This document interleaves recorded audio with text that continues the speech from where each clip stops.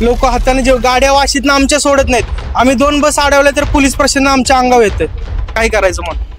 तर आम्ही ठरवणार आहे। आम्ही उद्या मुंबई बंद करणार। 11 गुजरातवाले येतील, आमच्यावर दबाव देतील, असलं काही जमणार नाही। आम्ही 96 गुहे आम्ही हटणार नाही। ढोर आणल्या बघा राही ना, ढोर बैलगाड्या सगळे इथे घेऊन येतात।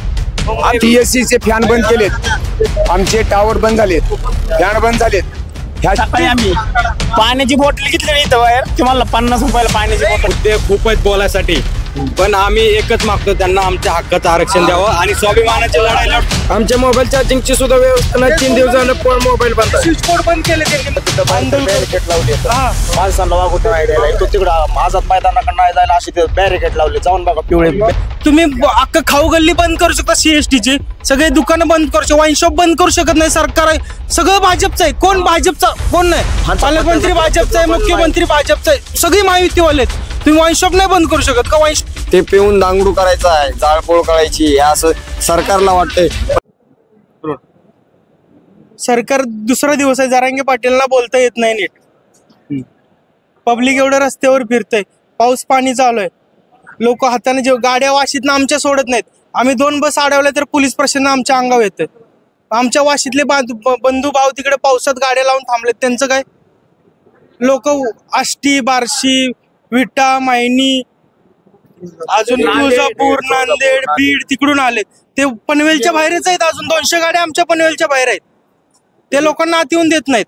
आणि आमच्या तुम्ही 2 बस आम्ही अडवले तर तुम्हाला लगेच ताप होतो। पब्लिक म्हणजे मोर्चात काय मराठी लोक मराठी आता तिथं बॅरिकेड लावले, माणसांना वागवत नाही। तो तिकडं आझाद मैदानाकडे नाही जायला अशी ते बॅरिकेड लावले, जाऊन बघा पिवळे बॅरिकेड आहेत। आम्ही वडापाव 30 रुपयाला, एकच वडापावचं दुकान आहे मोर्चाची, 50 रुपयाला म्हणला। सकाळी आम्ही पाण्याची बॉटल घेतली नाही इथं बाहेर, तुम्हाला 50 रुपयाला पाण्याची बॉटल। आणि दुसरी गोष्ट, तुम्ही अख्खं खाऊ गल्ली बंद करू शकता, CST ची सगळे दुकानं बंद करू शकता, वाईन शॉप बंद करू शकत नाही। सरकार आहे सगळं भाजपचं आहे। कोण भाजपचा कोण नाही?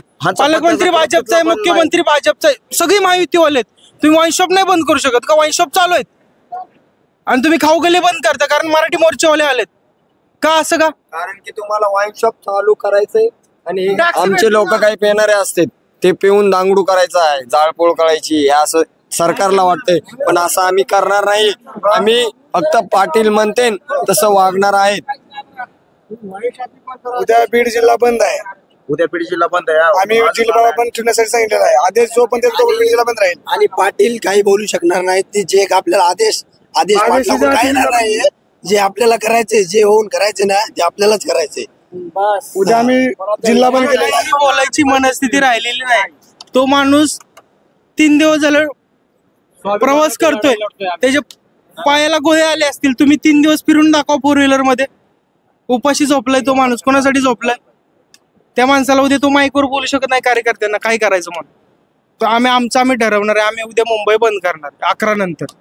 रेल्वे स्टेशनला आडवं झोपणार। उद्यापासून रेल्वे स्टेशन बंद राहील, चालू देणार नाही रेल्वे। मुंबई कुणाची जीव जगती? रेल्वेचे जीव मराठ्यांच्या। मराठी आमच्या सातबार आमच्या बापाचा छत्रपती शिवाजी महाराजांचा आहे। शिवाजी महाराज